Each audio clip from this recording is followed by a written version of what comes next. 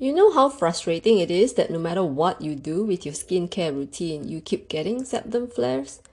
That's because moisturizers, oils, and even the holy grail of Seb Derm treatment, anti-fungal creams, that you put on your rash is only part of the equation. Chances are, there's something you're doing in your everyday life that is triggering your sebum flares. But what is it? Today's video is about the 10 most common triggers and how to avoid them. Now, trigger number 1, stress. One of the most common triggers for Seb Derm is chronic stress.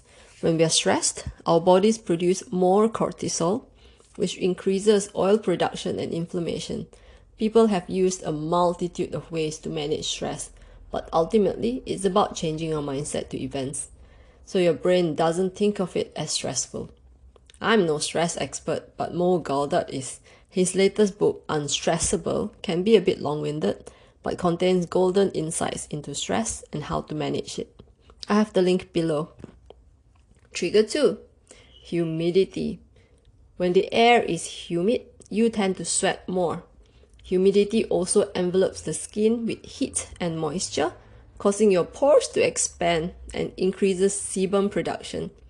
Malassezia loves this environment and breaks down the excess oil and sebum into fatty acids, which is thought to be the trigger for inflammation to occur. Keep fans on 24/7 and use a dehumidifier on the worst days. Wear clothing that are breathable and can absorb sweat, like cotton, bamboo, and linen. Avoid polyester and nylon like the plague. Trigger 3, dry winters. Dry winters, i.e. low temperature, low humidity, can also trigger flare-ups. When your skin is dry and cracked, your sebaceous glands will automatically start producing more sebum. Cold and dry environments generally worsen any dermatitis anyway, as your skin gets irritated and itchy. It's for this same reason that sitting in front of an air conditioner or strong fan can trigger your Seb Derm.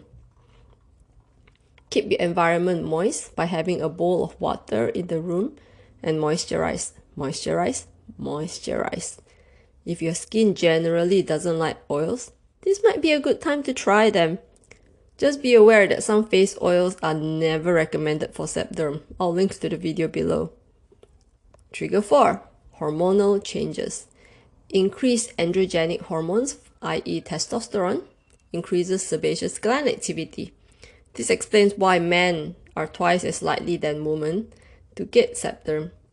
In women, stress, your hormonal cycle, and underlying diseases like PCOS causes hormonal imbalance that can trigger Seb Derm. You might find your risk of Seb Derm flare is highest in the week preceding your period and also during the week of menstruation.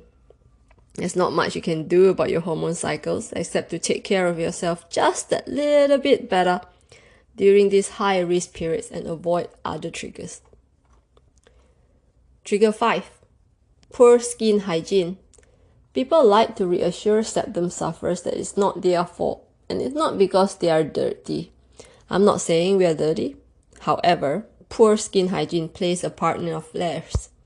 If you don't wash your face and your hair regularly, oils will accumulate on your skin and scalp. Malassezia thrives in this environment. Clean your face thoroughly twice a day with a gentle skincare product. Make sure you take off all traces of sunscreen and makeup. Men, this includes beard balms and oils. Wash your beards at least once a day. Trigger 6, wrong skin and hair products. On the other extreme, we have people who do too much to their skin and hair. When you have Seb Derm, especially if you have frequent flares, your skin is very sensitive. If you use products with irritating ingredients, products that are too drying, or ones that don't allow your skin to breathe well, like Vaseline, it can trigger a flare. It's a fine line between not doing enough for your skin and doing too much. Trigger 7, medication. There is a whole list of medications that are known to trigger Seb Derm. Some of the more common ones are psoralen, chlorpromazine, cimetidine, haloperidol, lithium, and metaldopa. However, any new medication could trigger your dermatitis, so if you're taking anything new, monitor for reactions. Trigger 8, lack of sleep. Lack of sleep doesn't only make you foggy and fatigued, it can also aggravate Seb Derm. Among other things, lower quality sleep can upset the hormonal balance in your body. When your body hasn't had the chance to rest, it's stressed and will produce higher cortisol levels. How do we sort this out? Prioritize sleep. If you have to be up early, go to bed earlier. Get good quality sleep. You know what to do. Trigger 9. Certain foods. There are very few studies linking the food you eat to Seb Derm flares. In fact, there has been no direct cause found. Having said that, a study found that people who ate lots of fruits were at 25% reduced risk for Seb Derm than those who are on the Western diet, i.e. processed foods, had a higher risk of Seb Derm. But who are we trying to kid? You know as well as I do that food plays a huge part in our health and our life. Even if the food we eat is not a direct trigger for Seb Derm, food affects our hormone levels, immune system, and everything else in our body. So eat a healthy, balanced diet. Trigger 10. Vitamin deficiency. There is evidence that deficiencies in some vitamins and minerals can worsen or trigger Seb Derm flares. B vitamins, especially biotin and vitamin D, are the two vitamins with the strongest link to Seb Derm. However, deficiencies in vitamins A, C, zinc, selenium, iron, and even essential fatty acids may all worsen your rash.